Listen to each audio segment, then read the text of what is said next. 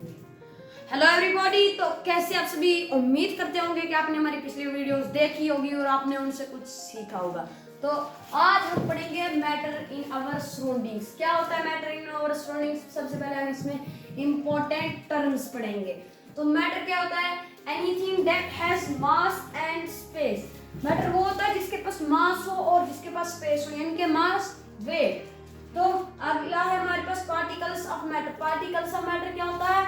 Tiny buildings block that make all matter, यानी कि जो सबसे छोटा हो और जो छोटे छोटे जर्रे मिलकर पर क्या बनाते हैं, जो छोटे छोटे जर्रे मिलकर बनाते हैं पार्टिकल्स ऑफ मैटर। तो अगला है काइनेटिक एनर्जी। काइनेटिक एनर्जी होता है फॉर एग्जांपल जो हम चलते चलते फोर्स यूज करते हैं उसको बोलते हैं kinetic energy. Energy due to motion, particles always move, जिसमें पार्टिकल्स हमेशा मूव करते रहते हैं। नेक्स्ट है हमारे पास states of matter. 9th class में केमिस्ट्री का एक मैटर वो यही चैप्टर रहा, हाँ, जिसके 3 स्टेट्स ऑफ मैटर है, जिसमें सॉलिड भी है, लिक्विड भी है और गैस भी है। 3 ऐसे तो 6 किस्म का है, यानी कि based upon on its physical state there are 3 states of matter. कौन कौन से? Solid, liquid and gas. सबसे पहले आपको पता होना चाहिए सॉलिड क्या होता है और लिक्विड क्या होता है एंड गैस क्या होता है, ठीक है। सबसे पहले बताते चलूं मैं, जो सॉलिड से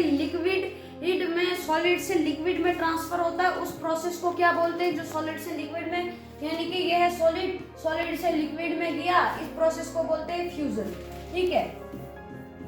FUSION, फ्यूजन, उस प्रोसेस को बोलते हैं फ्यूजन। तो जो अब लिक्विड से सॉलिड में, पहले सॉलिड से लिक्विड था, हाँ फ्यूजन, अब है लिक्विड से सॉलिड। क्या? लिक्विड से अब जो सॉलिड में जाएगा उस प्रोसेस को क्या बोलते हैं? उसको बोलते हैं सॉलिडिफिकेशन। लिखेंगे नहीं, ज्यादा टाइम लग जाएगा। उसको बोलते हैं लिक्विड से जो सॉलिड में जाएगा उसको बोलते हैं सॉलिडिफिकेशन। जो लिक्विड से गैस में जाएगा उस प्रोसेस को क्या बोलते हैं? जो लिक्विड से गैस में जाता है उसको बोलते हैं वेपोराइजेशन। यानी कि कैसे लिक्विड से जो गैस में जाएगा, पानी को जब नीचे से टेम्परेचर मिल रहा होगा तो वो आपको सामने, जैसे आपने किया भी होगा कभी, जब चाय बनती है तो धुआं ऊपर उठता है, उसको बोलते हैं वेपोराइज। तो वो वेपोराइज जो लिक्विड से गैस में जो जाएगा उसको बोलते हैं वेपोराइजेशन। और जो गैस से लिक्विड में जाएगा उसको बोलते हैं कंडेंसेशन। क्या बोलते हैं उसको? कंडेंसेशन। और जो गैस से सॉलिड में जाएगा, यानी कि गैस से सॉलिड में जाएगा उसको बोलते हैं डिपोजन। और जो सॉलिड से गैस में जाएगा उसको बोलते हैं सॉलिडिफिकेशन। जो गैस से सॉलिड में बोलते हैं उसको बोलते हैं डिपोजिटेशन, ठीक है। अब जो सॉलिड से गैस में जाएगा उसको बोलते हैं सब्लिमेशन, ओके।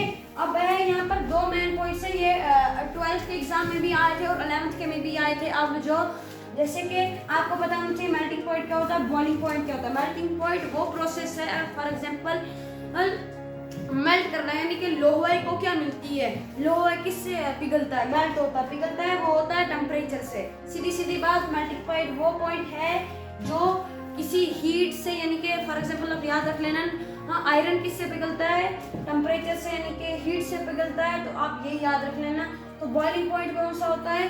फॉर एग्जांपल के तौर पर जब हमारा जो हम पानी रखते हैं हीटर पे, जिसपे एक्सेट्रा, जिसपे मर्जी, तो वहां से जो पानी ही उबलता है, यानी कि बुलबुले जो उसके ऊपर चढ़ते हैं, जब पानी ज्यादा हीट हो जाए, पानी को ज्यादा टेम्परेचर मिलता है, फिर उससे बुलबुले चढ़ते हैं, उसको बोलते हैं बॉइलिंग पॉइंट, ओके। अगर अंडरस्टैंडिंग मैंने आपको अच्छी तरीके से पूरा समझाया, यही है 3 ऐसे 1 2 3 4 5 6 पॉइंट जो 11th 12th को भी आए थे और आप इनको जिंदगी भर नहीं भूलना, ठीक है। Thank you, have a nice day.